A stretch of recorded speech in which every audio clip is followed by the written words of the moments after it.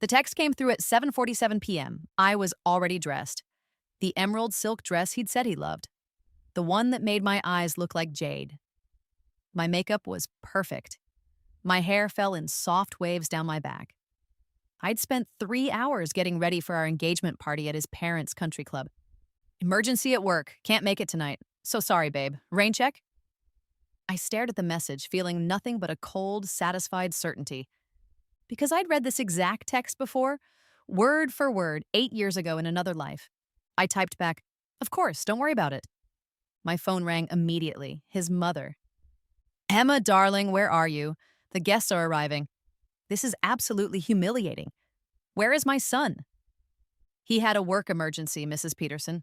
I'm sure you understand." Her sharp intake of breath was audible even through the phone. "You're not coming either." "I am, actually. I'll be there in 20 minutes.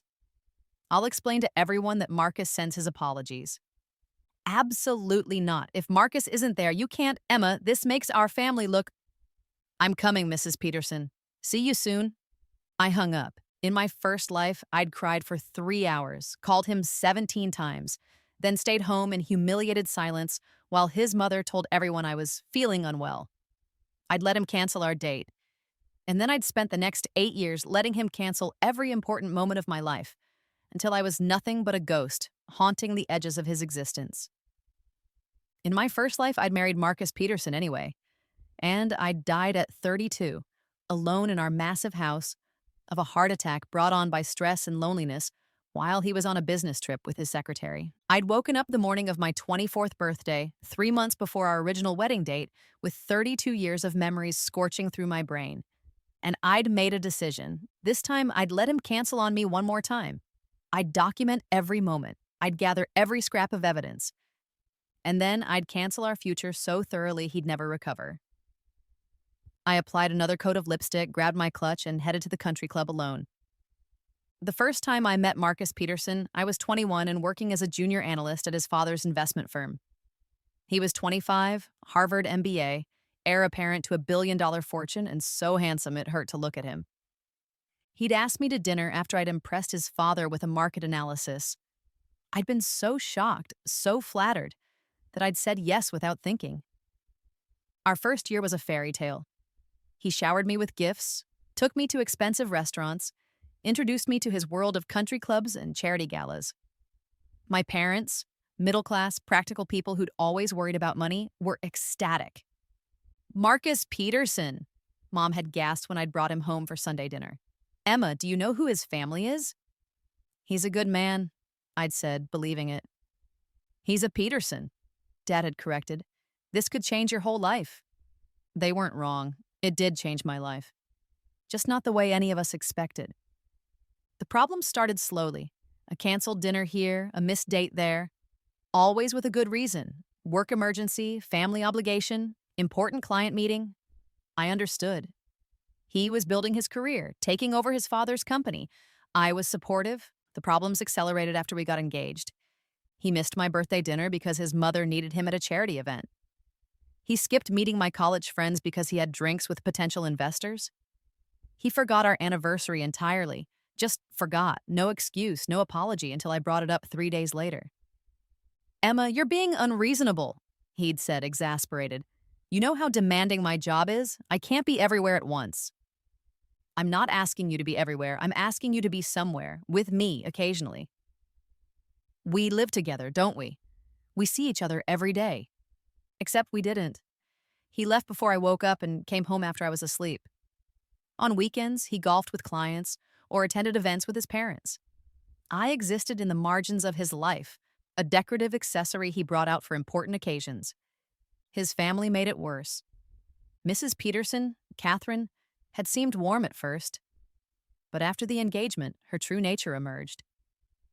I wasn't good enough for her son. My family wasn't connected enough. I didn't understand their world. "You'll need to quit your job after the wedding," she'd informed me over brunch one day. "Peterson wives don't work. It looks like Marcus can't provide for you." "I like my job," I'd protested weakly. "Marcus makes 10 times what you do. Your little job is quaint, but unnecessary." His sister Vanessa was worse. She treated me like hired help, asking me to fetch things at family gatherings, making snide comments about my clothes and hair and background. Must be so overwhelming for you, she'd said once, her smile sharp. Coming from your world into ours, like a fish out of water. Marcus never defended me, not once. They're just particular, he'd say when I complained. You'll get used to them. My parents were no help. Emma, you need to be patient, Mom had urged. The Petersons are important people. Of course there's an adjustment period. He canceled our engagement party, Mom. He didn't even show up. He had a work emergency. You can't expect him to put a party ahead of his career. That career will support you for the rest of your life. I have my own career. Oh, honey. Mom had patted my hand like I was a child. Your job is fine for now. But once you're a Peterson, you won't need to work. You'll have everything you ever wanted. Except I wouldn't. I'd have nothing I wanted. I'd have a huge house I rattled around in alone. I'd have a closet full of designer clothes I wore to events where I stood beside Marcus and smiled while he networked. I'd have a husband who treated me like a business obligation. The wedding was enormous. 400 guests covered by society magazines, a $10,000 dress I hated but Catherine had chosen. Marcus was 30 minutes late to the ceremony because he'd taken a phone call. I should have run. Should have left him at the altar. Should have saved myself 8 years of slow erasure. But I didn't. I married him, and I spent 8 years dying by inches, and he never hit me, never yelled. He was just absent. Emotionally, physically, mentally absent. We had sex maybe once a month, quick and perfunctory. We didn't talk about anything meaningful. We existed in parallel universes that occasionally intersected at social obligations. I tried to leave once at year 5. Packed my bags, wrote a note, got as far as the driveway. My father called me. Emma, your mother told me you're thinking of divorce. You can't do this. Think of the embarrassment. Think of what you'd be giving up. I'm giving up nothing, Dad. I have nothing. You have security, you have status, you have a husband from one of the best families in the state. Do you know how many women would kill for your life? Then one of them can have it. Emma Louise, if you walk out on that marriage, you are not welcome in this house. I won't support you destroying your life over some romantic fantasy. So, I'd stayed. Unpacked my bags, convinced myself I was being dramatic. I lasted 3 more years. At 32, I had a heart attack. Stress-induced, the doctor said later. Years of anxiety, loneliness, and suppressed pain had destroyed my heart. I'd called Marcus when the pain started. He'd been in Chicago on a business trip. He hadn't answered. I'd called 3 times, then called 911. I died alone in the ambulance, my last thought a bitter wish. If I could do it over, I'd never marry him. Apparently, someone was listening. I woke up on my 24th birthday, 3 months before my wedding, my heart whole and my mind full of terrible knowledge. And I started planning. The engagement party at the country club was already in full swing when I arrived. Alone, perfectly composed, head held high. The room fell silent when I walked in. 200 guests, champagne flutes frozen midair, staring at me. At Emma Walsh, arriving without her fiancé to her own engagement party. Mrs. Peterson rushed over, her smile rigid. Emma, darling, where's Marcus? Work emergency, I said clearly, loudly enough for everyone to hear. He sends his sincerest apologies. Whispers erupted. This is unacceptable, Catherine hissed. You should have stayed home. This makes us look... I'm not hiding, I said calmly. Marcus and I are engaged. These people came to celebrate with us. The least I can do is thank them for coming. I walked into the crowd before she could respond. For the next 2 hours, I worked that room like a professional. I thanked guests for coming. I made charming small talk. I deflected questions about Marcus with grace and humor. You know how dedicated he is to his work, I said with a practiced smile. It's one of the things I love most about him. But I watched. I observed. I saw the pitying looks, the knowing glances. I heard the whispered conversations. Poor thing, standing there alone. Second time he's canceled on her this month. My daughter went to school with Marcus. He's always been like this. If he can't show up to his own engagement party, what kind of husband will he be? I filed away every comment, every observation, every witness to his absence. When I got home at midnight, Marcus was in bed, already asleep. I stood in the doorway of our bedroom, the condo we shared that his parents had bought, that had never felt like mine, and studied him. He was handsome even in sleep. Square jaw, thick dark hair, the kind of privileged bone structure that came from generations of good breeding and better nutrition.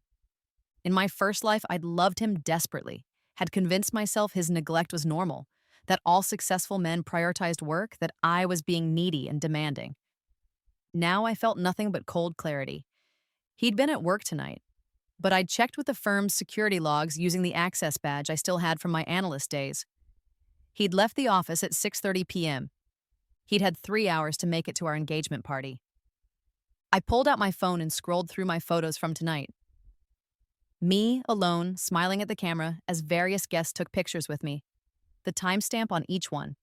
The empty space beside me where my fiancé should have been. Documentation. I opened my laptop and added tonight to my spreadsheet. I'd been keeping it since I woke up with my memories intact. Dates Marcus had canceled, 23. Important events he'd missed, 8. Times he'd prioritized his family over me, 34, and times my parents had pressured me to accept his behavior, 41. Times I'd felt completely alone, every single day. But the most important column was the last one, evidence of his affair, because in my first life, I'd discovered 6 months after our wedding that Marcus had been sleeping with his secretary, Jennifer, for our entire engagement. They'd continued their affair throughout our marriage. She was with him the night I died. This time, I'd known from the beginning. I'd watched for the signs. And I documented everything. The late nights at work that coincided with Jennifer's late nights. The expense reports showing hotel rooms he'd claimed were for out-of-town clients. The text messages I'd glimpsed when he'd left his phone unlocked. I hadn't confronted him. That wasn't the plan. The plan was to let him hang himself. 2 days after the engagement party, my mother called. "Emma, I'm hearing some very concerning things from Catherine Peterson." "I'm sure you are." "She says you were inappropriate at the party, that you drew attention to Marcus's absence in a way that embarrassed the family." "I showed up to my own engagement party and thanked the guests for coming." "How is that inappropriate?"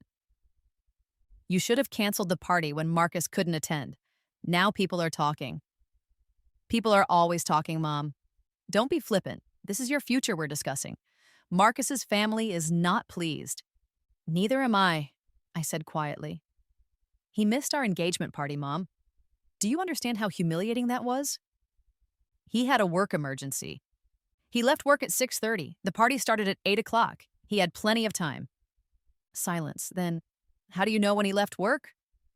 "I checked." "Emma." Mom's voice turned sharp. "Are you spying on your fiancé?" "I'm paying attention to his patterns. There's a difference." This is exactly what Catherine was talking about.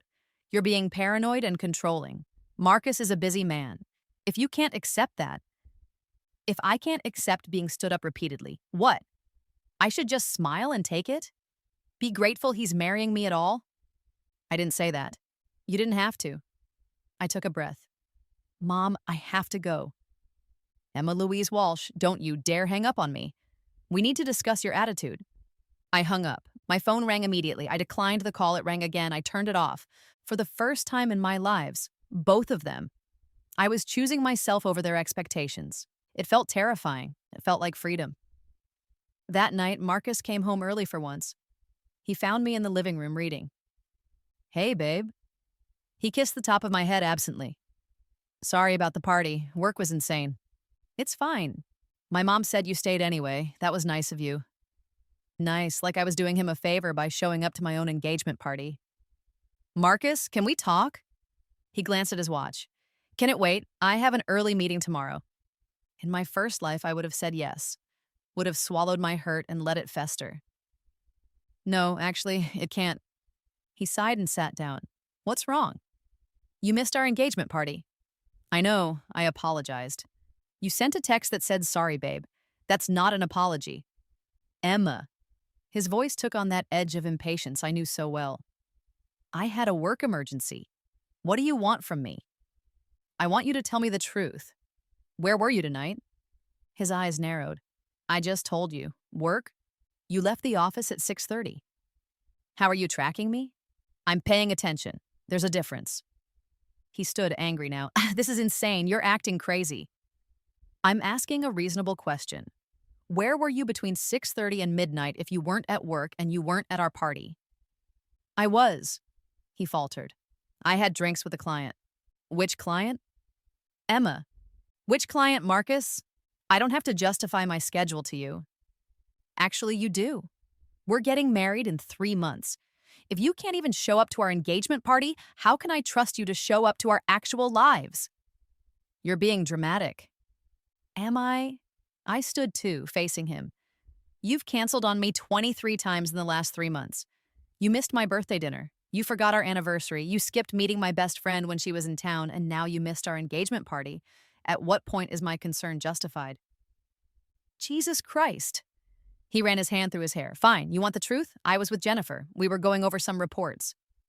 Until midnight? It's a complex project. Marcus. I kept my voice steady. Do you love me? The question seemed to stun him. What? Of course I do. Then why don't you act like it? I'm working to build our future. No, you're working to build your future. I'm just supposed to exist in the margins of it. That's not fair. Isn't it? I picked up my laptop and opened the spreadsheet. Look at this. Every date you've canceled, every event you've missed, every time you've chosen work or your family or your friends over me. It's been constant, Marcus, and it's getting worse. He stared at the screen, his face paling. You've been keeping a record? I've been paying attention. This is insane. Normal people don't do this. Normal fiancés show up to their engagement parties. We stood there, the tension crackling between us. Finally, Marcus said quietly, What do you want from me, Emma? I want you to choose me. Just once. I want to matter as much as your job or your mother's charity events or your golf games. I want to feel like I'm your partner, not your obligation. You're not an obligation. Then prove it. Our wedding is in 3 months. My parents are coming to town next weekend for the final dress fitting and the rehearsal dinner planning. Be there, show up, be present. He nodded slowly. Okay, I'll be there. Promise me. I promise. He didn't mean it. I could see it in his eyes. The calculation, the placation, the fundamental unwillingness to change. In my first life, I'd believed every promise, had clung to hope like a drowning woman. This time, I knew better. This time, I was counting on his betrayal. The week before my parents arrived, I met with a lawyer. Her name was Patricia Chen, recommended by Mrs. Peterson's own social circle. The irony was delicious. So, Patricia said, reviewing the documents I'd provided, you want to break your engagement. I want to be prepared to break my engagement, depending on how the next week goes. She raised an eyebrow. You're not sure yet? I'm giving him one last chance. Miss Walsh, if I may be frank, you've documented a pattern of consistent neglect and what appears to be an ongoing affair. You don't need to give him another chance. You need to protect yourself. I need him to prove who he is, I corrected. One more time, publicly, undeniably, so that when I end this, everyone understands why. Patricia studied me for a long moment. You're more strategic than I expected. I've had time to think about this. All right, let me lay out your options. First, you're not married yet, so this is simpler than divorce. However, you've been living together in a property his family owns. You'll need to secure your own housing immediately after the split. Do you have financial resources? I'd been preparing for this question. In my first life, I'd been financially dependent on Marcus. I'd quit my job at his mother's insistence. My savings had dwindled, and by the time I'd wanted to leave, I'd been trapped. This time, I'd kept my job. More than that, I'd been investing aggressively. I'd remembered which stocks exploded, which crypto coins soared. I'd turned my modest analyst salary into a substantial nest egg. I have approximately $300,000 in liquid assets, I said. Patricia's eyes widened. On an analyst salary? I've been very lucky with investments. I'd say so. She made notes. That's more than enough to secure housing and establish independence. Now, regarding the engagement ring, it's a Peterson family heirloom, correct? Yes. You'll need to return it. However, any gifts given to you personally during the relationship are yours to keep. I don't want anything from them. I understand the impulse, but be practical. You've earned those gifts through years of tolerating their family's treatment. I thought of the jewelry Marcus had given me, expensive pieces I'd never chosen, never really wanted. But Patricia was right. I'd earned them.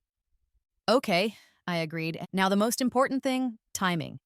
When are you planning to end this? Next weekend. My parents are coming for wedding planning. I've asked Marcus to be present for a family dinner on Saturday night. If he shows up, actually shows up and participates and proves he can prioritize our relationship, maybe there's something to save.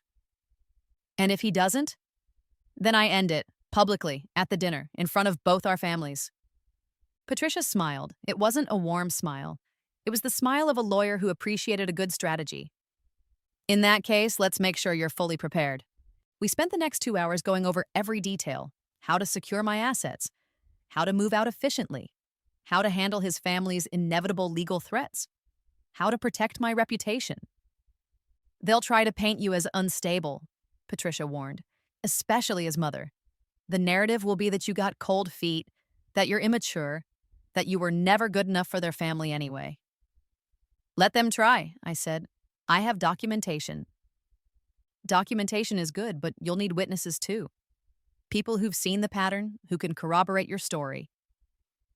I thought about the guests at our engagement party, whispering about Marcus's absence, about my coworkers who'd watched him cancel lunch plans with me repeatedly, about my college roommate who'd stopped asking if Marcus would join us because the answer was always no. I have witnesses, I said. Good. Patricia handed me her card. Call me when you're ready. I'll handle everything. I left her office feeling something I hadn't felt in years: power. My parents arrived Friday evening. I picked them up from the airport, alone, because Marcus was stuck in a meeting. He couldn't get away to greet us? Mom asked, her disapproval evident. Last-minute crisis at work, I said smoothly. He'll join us for dinner tonight. Except he didn't.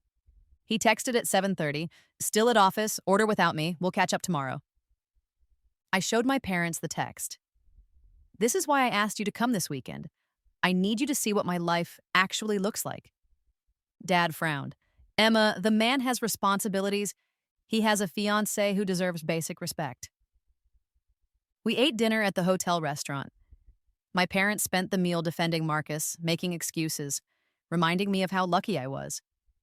I let them talk. I didn't argue. I just took mental notes of every excuse, every justification, every way they prioritized Marcus's comfort over my happiness. Saturday morning, I confirmed plans with Marcus.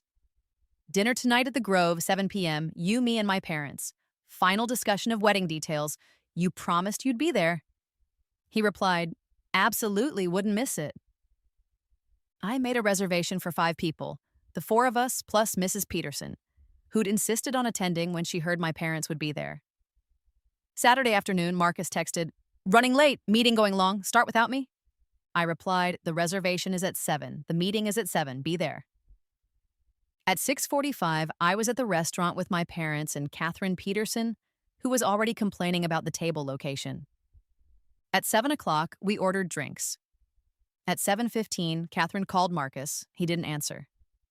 At 7:30, my mother said gently, Emma, sweetheart, maybe we should reschedule. No. I kept my voice level. We're not rescheduling. We're going to sit here and have dinner and discuss what happens when the groom doesn't show up to his own wedding planning. Emma, that's dramatic, Dad said. He's probably with Jennifer, I said clearly. Catherine's head snapped up. What did you say? Jennifer Marks, his secretary. He's been having an affair with her for our entire engagement. Possibly longer. That's a serious accusation, Catherine said coldly. I pulled out my tablet and opened a folder. It's a documented fact. I showed them everything. The hotel receipts, the late-night texts I'd screenshot from his phone, the expense reports that didn't match his calendar, the photos of them together that I'd compiled from social media and security footage. My mother's face went white. My father's mouth opened and closed soundlessly. Catherine just stared, her perfectly composed mask cracking. Where did you get this? She demanded. I paid attention. I investigated. I documented. I closed the tablet. Marcus has been lying to all of us. But more than that, he's been absent from our relationship entirely. He's missed 27 important dates, events, and commitments over the last 4 months. He's shown me repeatedly that I don't matter to him. Emma? Mom whispered. Why didn't you tell us? I tried. You told me I was being unreasonable, that I should be patient, that I should be grateful. His mother, Catherine started, is sitting here watching her son stand up his fiancé for what I can only assume is the 30th time. I interrupted. Mrs. Peterson, I've spent 3 months giving Marcus every opportunity to change, to prove he cares, to show up, and every time he's chosen not to, including right now. As if on cue, my phone buzzed. Marcus, so sorry, babe. This meeting is crucial. Tomorrow for sure? I'll make it up to you. I turned my phone around, showing them the message. Then I typed a response, my finger steady. There is no tomorrow, Marcus. We're done.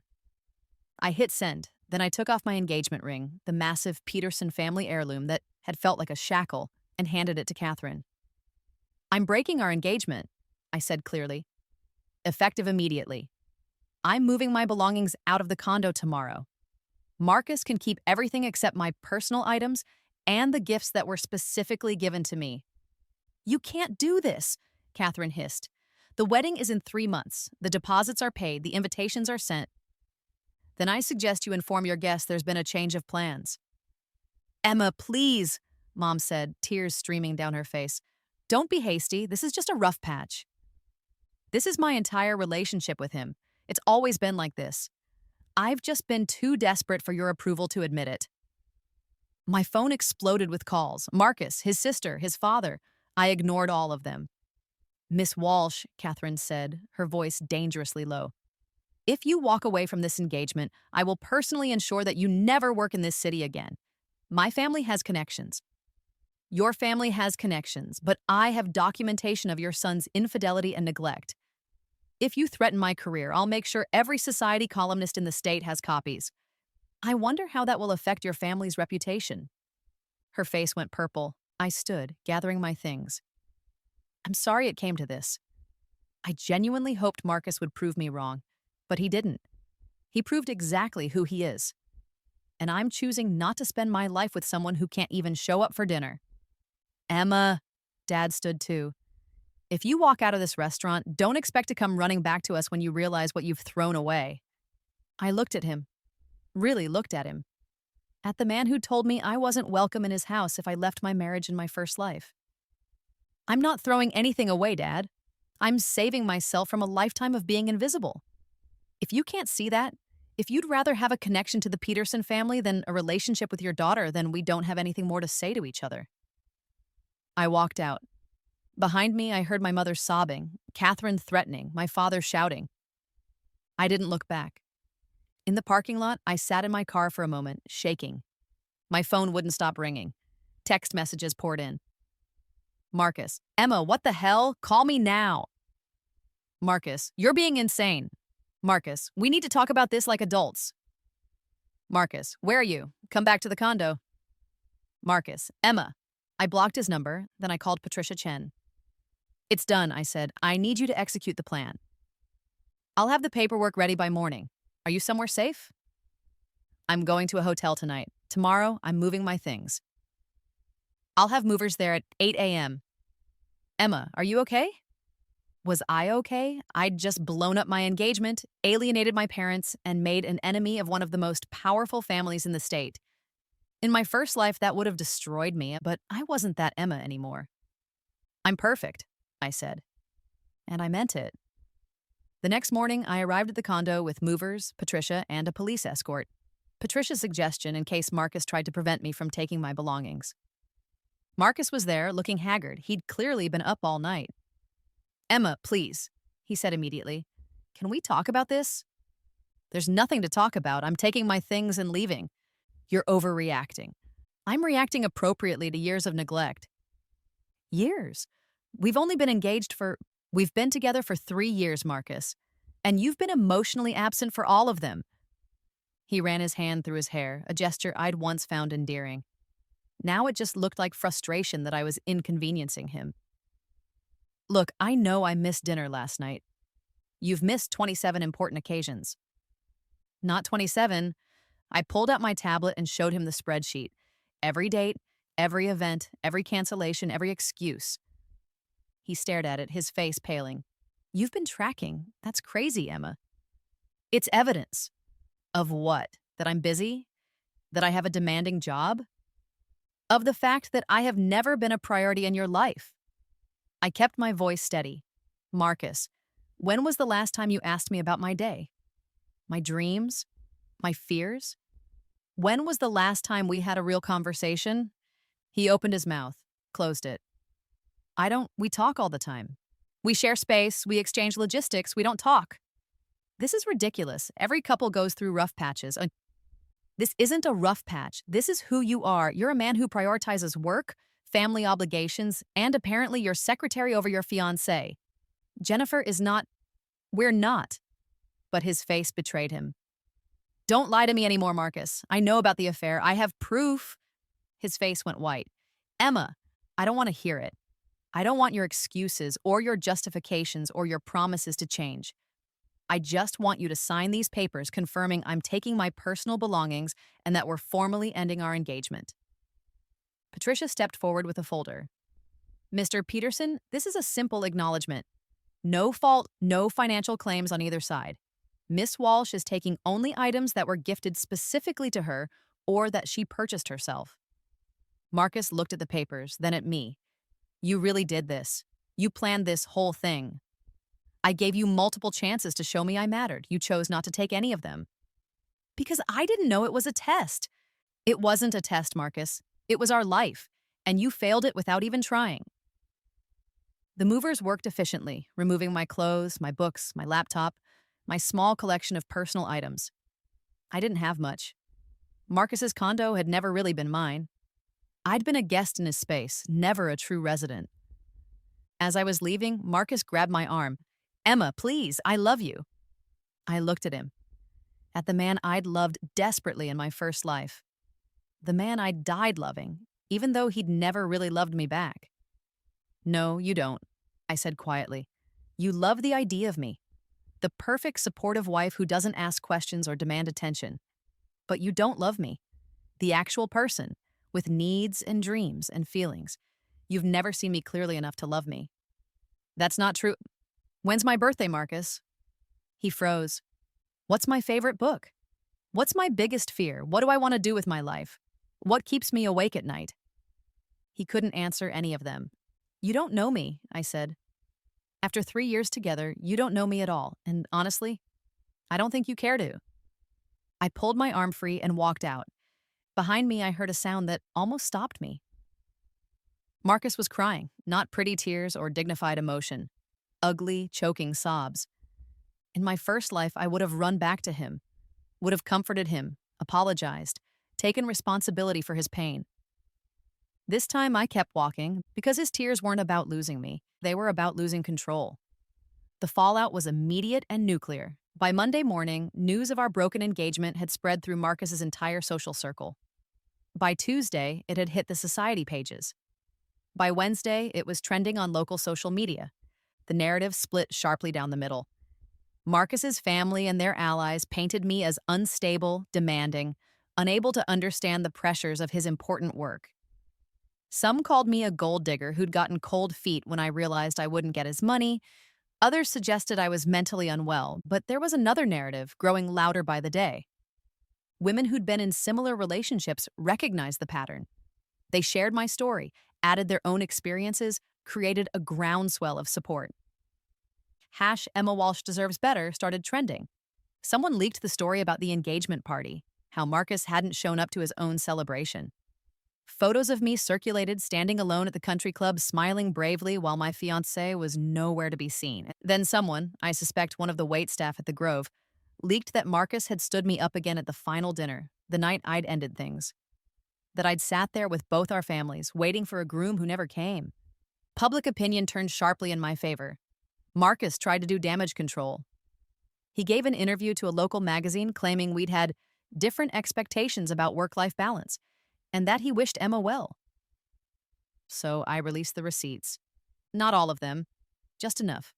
Screenshots of the 27 cancellations, the spreadsheet showing his absences, witness statements from coworkers who'd seen him consistently deprioritize me, and one particularly damning photo of him and Jennifer Marks leaving a hotel together at midnight, 2 weeks before our engagement party. I didn't mention the affair explicitly, I didn't have to. The internet did that work for me. Within 24 hours, #Marcus Peterson Isaac Cheater was trending higher than #Emma Walsh deserves better. Jennifer Marks deleted all her social media. Marcus went radio silent, and his mother called me. "You vindictive little bitch," Catherine hissed when I answered. "You've destroyed my son's reputation." "No," I said calmly. "I documented his actions. He destroyed his own reputation. We could sue you for defamation. Everything I released is true and provable. If you sue me, I'll release the rest, including the financial records showing how Marcus used company funds for his affair. I wonder how your husband would feel about that." The silence on the other end was satisfying. "What do you want?" Catherine finally asked. "Nothing. I already have everything I want. My freedom." "You're making a mistake. Marcus would have given you everything. He couldn't even give me his time." I hung up. My parents tried to intervene. They showed up at my new apartment, a beautiful 2-bedroom I'd purchased outright with my investment money. "Emma, you need to fix this," Dad said immediately. "The Petersons are furious. You've embarrassed them." "They embarrassed themselves." "You released private information to the public?" "I released information about my relationship to correct the false narrative they were spreading about me." Mom was crying. Again. "Emma, how could you do this to us? We're humiliated. Our friends are asking questions. The Petersons won't speak to us." "I'm sorry you're embarrassed," I said, and I meant it. "But I'm not sorry I left Marcus, and I'm not sorry I defended myself when his family tried to destroy me." "He made a mistake," Mom pleaded. "Men do that. It doesn't mean you throw away a whole future." "He made 27 mistakes in 4 months. That's not a rough patch. That's a character flaw." "You're 24 years old," Dad said. "You think you're going to find someone better?" "Marcus Peterson was the best thing that ever happened to you." I looked at my father, the man who'd always valued status over substance, connection over character. "No," I said quietly. "Leaving Marcus Peterson was the best thing that ever happened to me." "If you don't fix this," Dad said, his voice hard, "you are not our daughter anymore." I'd heard those words before.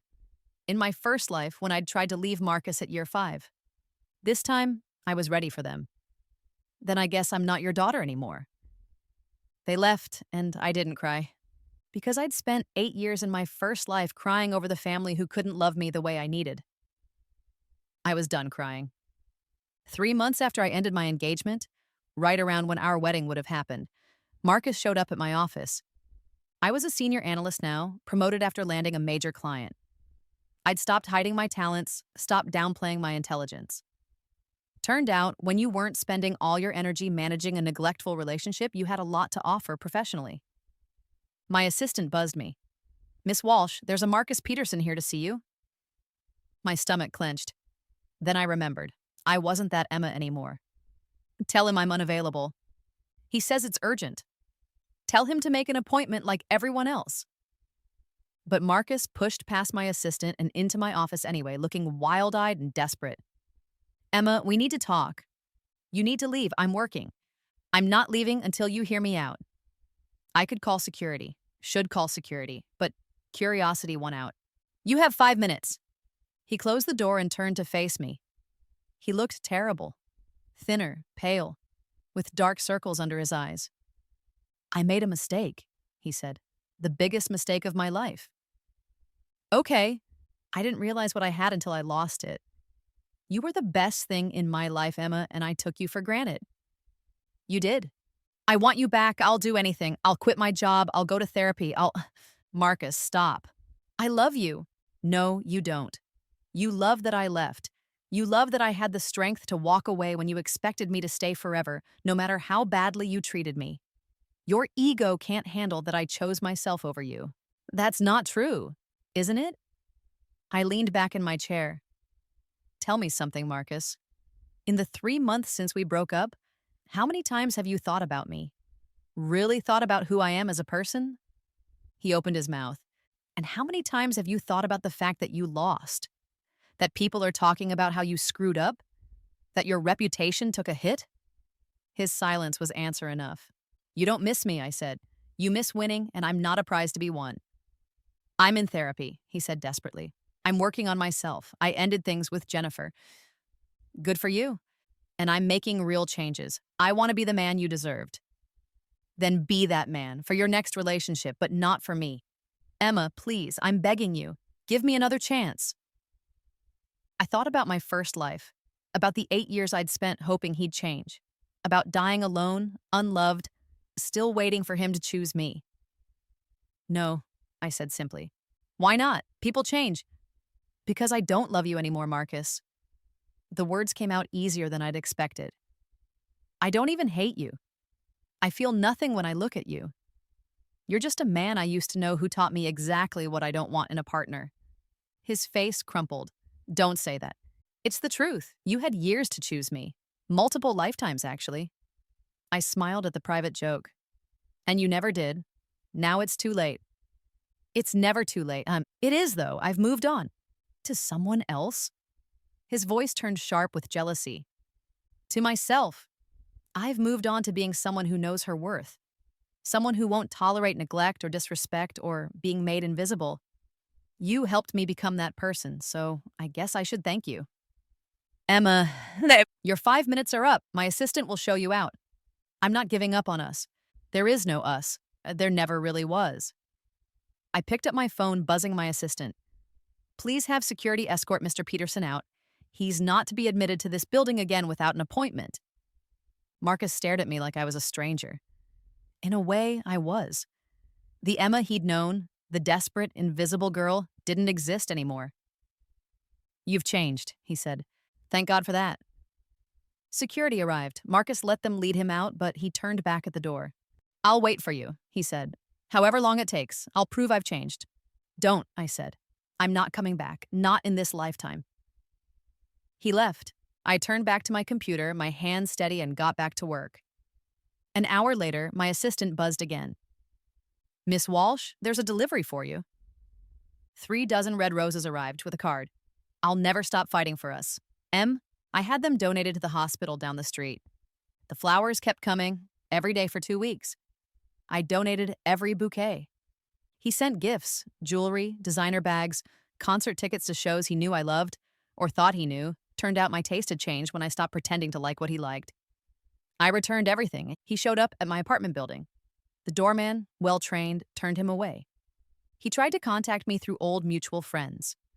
I'd dropped most of them when I ended the engagement, keeping only the people who'd chosen me over his money and status.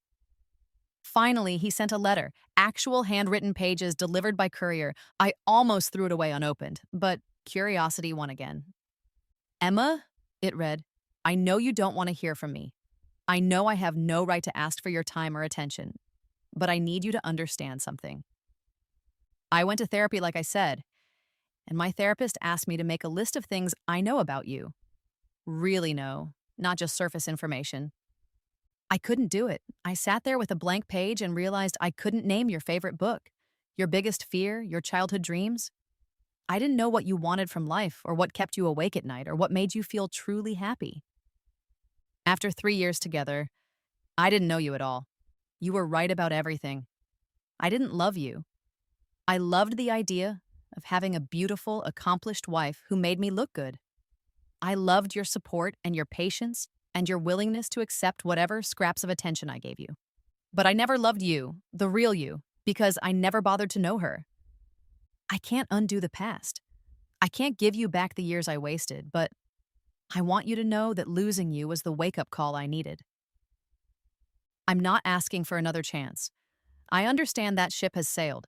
I just want you to know that you deserve everything you asked for and more. You deserve someone who shows up, someone who chooses you, someone who knows you and loves all of it. I hope you find that. I hope you're happy. And I'm sorry for all of it. Marcus. I read the letter twice, then I filed it away in a drawer and went on with my life. Because an apology, no matter how genuine, doesn't erase the damage. And I was done letting Marcus Peterson take up space in my head. 6 months after our breakup, exactly 1 year after I'd woken up with my memories of my first life intact, I met Daniel at a friend's art gallery opening. He was a photographer, quiet and thoughtful, with kind eyes and calloused hands from working with his equipment. I'm Emma, I said, shaking his hand. Daniel, you're the analyst, right? Sarah's friend who gave her the investment advice that paid for this gallery? Guilty. We talked for 2 hours about art and music and books, about childhood dreams and adult realities, about what we wanted from life. He asked questions. Actually listened to the answers. Remembered details from earlier in our conversation and referenced them later. It was such a small thing, being seen, being heard, but it felt revolutionary. When he asked for my number, I gave it to him. When he called 3 days later to invite me to dinner, I said yes. When he showed up 10 minutes early to pick me up, flowers in hand, I realized this was what it was supposed to feel like. We dated slowly, carefully. I was honest about my past, not about the rebirth, obviously, but about Marcus, about the neglect, about my need to take things at my own pace. I understand, Daniel said. I want to earn your trust, however long that takes. He did earn it by showing up, by being present, by asking about my day and actually caring about the answer, by remembering my birthday and my favorite foods and the small details I mentioned in passing, by seeing me. We'd been dating for 8 months when he proposed. Nothing fancy, a sunset on the beach. Just the two of us, a simple ring he designed himself. I love you, he said, the real you, the woman who's fierce and smart and careful with her heart. I want to spend my life making sure you never feel invisible again. I said yes. We got married 6 months later, a small ceremony, just close friends and family. My parents weren't invited. They'd made their choice when they chose the Peterson connection over their daughter. Marcus found out about the wedding from social media. He called me. I don't know how he got my new number. Emma, he said when I answered, please tell me you're not actually getting married. I am. To that photographer? Emma, come on. What can he give you that I couldn't? His time, his attention, his actual love. Should I keep going? Silence, then. I could have given you those things. But you didn't. For 3 years you didn't. And now I'm marrying someone who does. Goodbye, Marcus. I hung up and blocked the number. On my wedding day, I walked down the aisle to a man who'd shown up early, who'd helped set up chairs, who'd greeted every guest personally, who couldn't stop smiling when he saw me. A man who'd proven every single day that I mattered to him. Daniel cried when we said our vows. Happy tears, overwhelmed tears. The tears of someone who knew how lucky he was and didn't take it for granted. I cried too. At the reception, my phone buzzed with a message from an unknown number. I hope you're happy. I mean that sincerely. You deserve it. I deleted it without responding because Marcus didn't deserve space in my new life. Not even a text back. 5 years after I broke my engagement, I was 31 years old, 1 year younger than I'd been when I died in my first life. I owned my own investment firm. Daniel's photography career had taken off. He shot for major magazines and galleries around the world. We had a daughter, Maya, with Daniel's kind eyes and my determined chin. We lived in a house we'd bought together, filled with art and music and laughter. Daniel worked from home 3 days a week so he could be present for Maya's childhood. We had dinner together every night. We talked, really talked, about our days, our dreams, our fears. We chose each other every day in 1,000 small ways. I'd never been happier. One morning, the doorbell rang. Daniel answered it, then called up to me. Emma, there's someone here to see you. I came downstairs, Maya on my hip, to find Marcus standing on my doorstep. He looked older, lines around his eyes, gray at his temples, but otherwise the same. Hello, Emma. Marcus, what are you doing here? I wanted to see you, to talk. We don't have anything to talk about. Please, just 5 minutes. Daniel looked at me, a question in his eyes. I nodded. It's okay. We stepped onto the porch, Daniel taking Maya back inside, but staying visible through the window. You have a family? Marcus said, looking at the house, the garden, the toys scattered on the lawn. I do. You look happy. I am. He was silent for a long moment. I got married 2 years ago, to someone my mother approved of, someone who understands my work schedule and my family obligations, someone who doesn't ask for too much. Congratulations. I'm miserable. I didn't respond. I think about you all the time, he continued. About what we could have had if I'd just shown up, if I'd chosen you. Marcus, I know you're happy. I can see it, and I'm glad, really. But I need you to know that losing you destroyed me, that I've spent the last 5 years understanding exactly what I threw away. I'm sorry you're unhappy, I said, and I meant it. But that's not my responsibility anymore. I know, I needed to see you one more time, to tell you that you were right about everything, and that I'm sorry. I forgive you, I said simply, because I did. Not because he deserved it, but because I deserved to let go of the last bit of anger I carried. Do you ever think about what might have been if I'd been different? I looked through the window at Daniel, playing with Maya, making her giggle. At the life I'd built from the ashes of my first life and failed engagement. No, I said honestly, because if you'd been different, I might have married you, and then I wouldn't have this. I gestured at the house, the family, the life. So, in a way, your neglect was the best thing that ever happened to me. Marcus flinched like I'd slapped him. You were supposed to be my happy ending, he said quietly. I was supposed to marry you, have a family, build a life. Instead, I'm in a loveless marriage, going through the motions, wondering where it all went wrong. It went wrong when you chose everything else over me repeatedly for years. You made your choices. I made mine. We both have to live with them. I wish I could go back. You can't. None of us can. The irony of the statement hit me. All you can do is make different choices going forward. It's too late for me. Then I'm sorry, but I can't fix that for you. Maya's laugh drifted through the window. Marcus's eyes tracked the sound. She looks like you, he said. She acts like her father, thank God. A ghost of a smile crossed his face. He's a good man. The best. Good, you deserve that. He turned to leave, then paused. For what it's worth, Emma, you won. You got everything we talked about wanting. The career, the family, the happiness. You won. This isn't about winning or losing, Marcus. Isn't it? I lost you. You won yourself back. That seems pretty clear to me. He walked to his car, something expensive and impersonal, exactly like the Marcus I'd known, and drove away. I stood on the porch for a moment, thinking about my first life, about dying alone, unloved, full of regrets, about waking up with a second chance and the courage to take it, about choosing myself over everyone's expectations, about canceling our future and building a better one. Daniel came out, Maya still in his arms. You okay? I'm perfect, I said, and meant it. We went inside to our life, our love, our choice. Behind me, Marcus's car disappeared down the street, and I didn't look back. Not in this lifetime. Epilogue. 10 years after I broke my engagement with Marcus Peterson, I was 34 years old, the exact age I'd been when I died in my first life.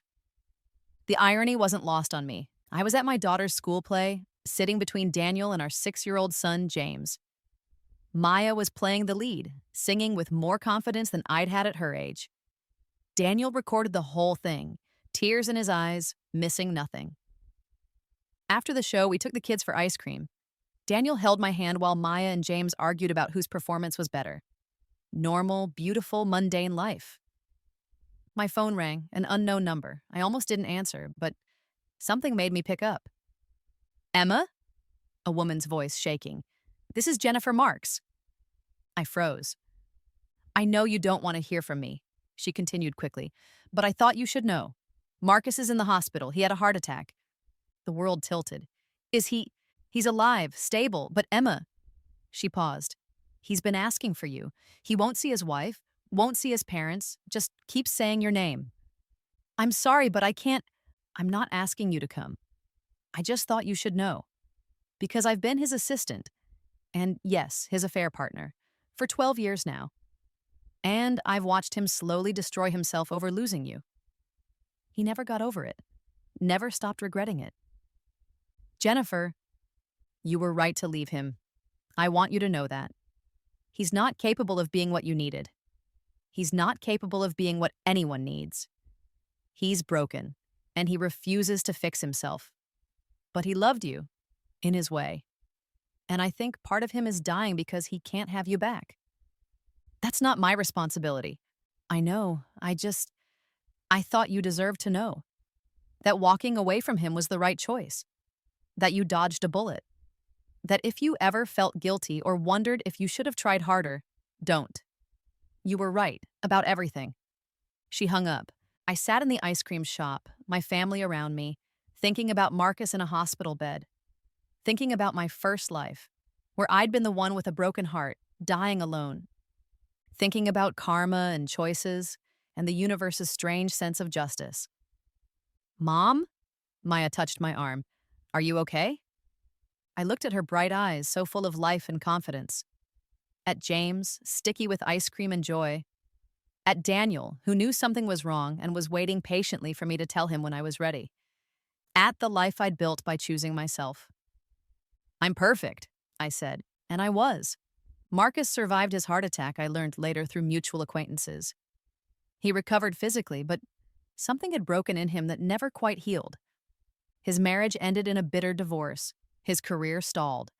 His parents grew old and disappointed. He became known as the man who let Emma Walsh get away, a cautionary tale in social circles about men who don't appreciate what they have. I heard these updates occasionally, passed along by people who thought I'd want to know. I didn't. Not really, because Marcus was my past, both of them. My future was Maya's laugh and James's questions and Daniel's steady presence. It was the company I'd built, the life I'd designed, the happiness I'd chosen. It was knowing that when I died this time, hopefully many years from now, surrounded by family, I'd have no regrets. That I'd lived fully, loved deeply, chosen wisely, that I'd taken my second chance and made it count. On the anniversary of what would have been my wedding to Marcus, 15 years after I broke our engagement, Daniel surprised me with a vow renewal ceremony. I know we're already married, he said, but I want to promise you again, publicly, that I choose you, every day, forever. We stood on the same beach where he'd proposed, surrounded by friends and family and love, and said our vows again. I promise to see you, I said, to show up for you, to choose you in all the big moments and all the small ones, to never make you invisible. I promise the same, Daniel said, today and every day. You are seen, you are chosen, you are loved. We kissed while our children cheered and the sun set golden over the water, and somewhere in another life, another Emma died alone and unloved, wondering what might have been. But not me, not this time. I'd canceled my future with Marcus Peterson, and I'd built something so much better in its place. I'd chosen myself, and I'd won.